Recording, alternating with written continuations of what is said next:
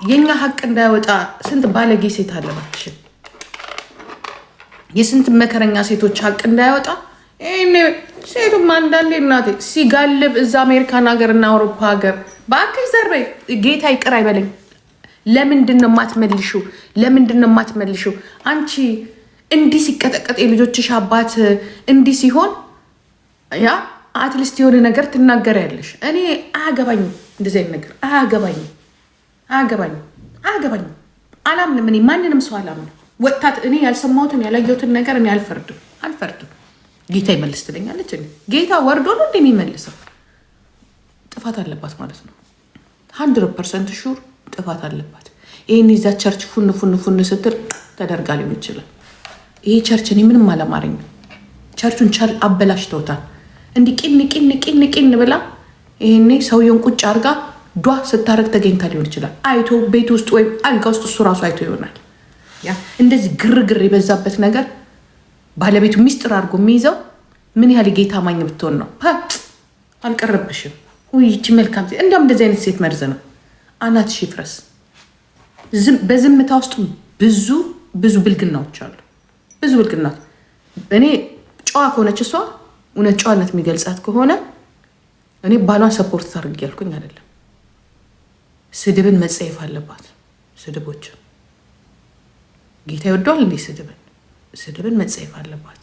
ውርደትን መጸየፍ አለባት። ውርደትን፣ ስድብን መጸየፍ አለባት።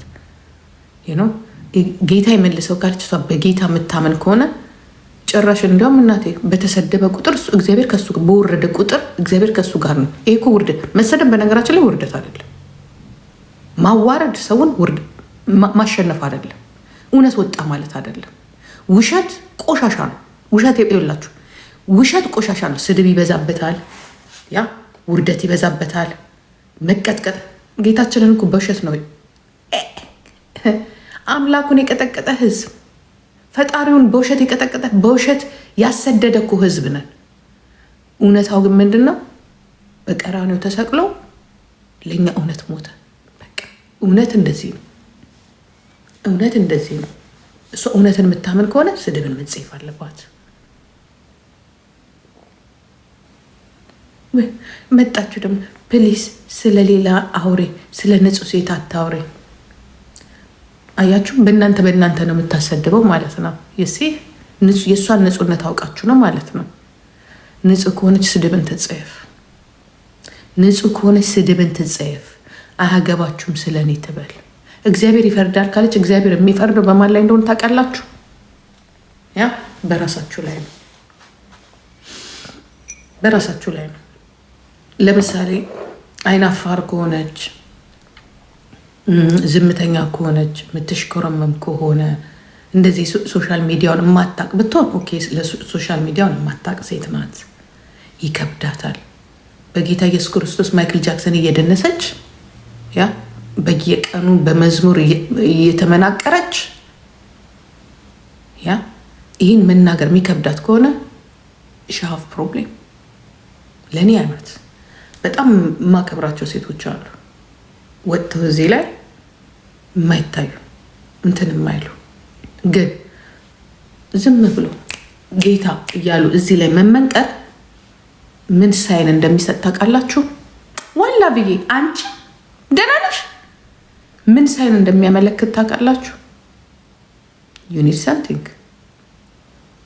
ኢየሱስን ታርጌት ያደረገ አይደለም። እኔ ቆንጆ ኢየሱስን ታርጌት ያደረገ አይደለም። ይሁን ደብቁኝ ይመጣል። በኢየሱስም በመዝሙርም በምንም የምታሳያቸው አክቶች አውቶማቲክ ለዛኛው ፓስተር ሳይን እየሰጠሽ ነው። እናውቃቸዋለን።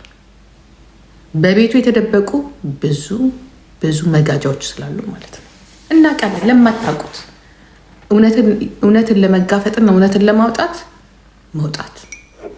መውጣት በስድብ በማዋረድ ማንንም አታሸንፊ። ማንንም እውነት አለሻው። እውነት በስድብ አይደለም፣ በእነዚህ ባለጌ ሴቶች አይደለም እውነትሽ የሚወጣው።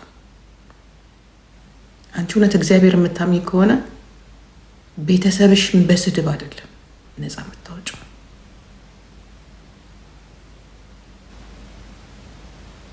ማንም ሰው ይበዳደላል። በደላቸው ምን ያህል የከፋ ነው እንዳትይ፣ ምን ያህል የከፋ ነው እንዳትይ የምታየው ነው። የእግዚአብሔር ስራ ነው። በቃ ዋናው እዛ ጋራ ሀዘናቸው ሀዘናችን ነው።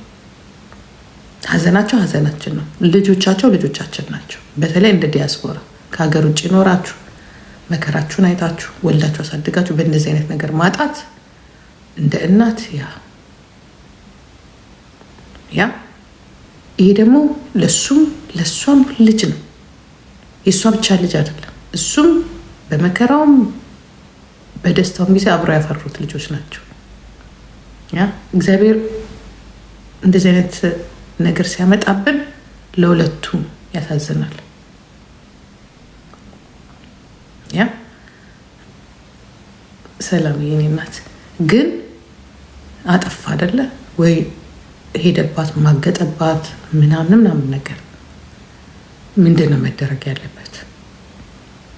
እንደ ቤተ ክርስቲያን ሰው በቤተ ክርስቲያን ከቤተ ክርስቲያን ወጥቶ ሚዲያ ላይ ከሆነ ችግሩ የእሱ እውነትም ገንዘቡን አባክኖባት ሀብቷን አባክኖባት ከሆነ እሱም ጠፍቶ ለልጆቹ የሚሆን ነገር አባክኖ ከሆነ ደግሞ ወደ ኖ ሴት ልጅ ብታጠፋም ባታጠፋም መነካት የለባትም። ኖ ካጠፋችማ መሰደብ የለባትም። እናስተካክለው። በነገራችን ላይ ሴት ልጅ ካጠፋች ካላጠፋች አይደለም፣ ቃላታችንን እናስተካክል። ካጠፋች ያ ወጥተን እሷን ማዋረድ ማንዛረጥ አይደለም። ያጠፋችበት የሄደችበት ጥፋት የሚለው ይቅርና ስህተት በሚለው ይታረ ስህተት ሊፈጠር ይችላል። ስህተትን በእኛ ቃላቶች በብልግና መግለጽ የለብንም። በተለይ ትዳር ላይ ሲሆን ማለት ነው፣ ከአቅማችን ውጭ ካልሆነ በስተቀር። ሆኖም ግን ይሄ ተራ ትዳር አይደለም፣ የልጅ ትዳር አይደለም።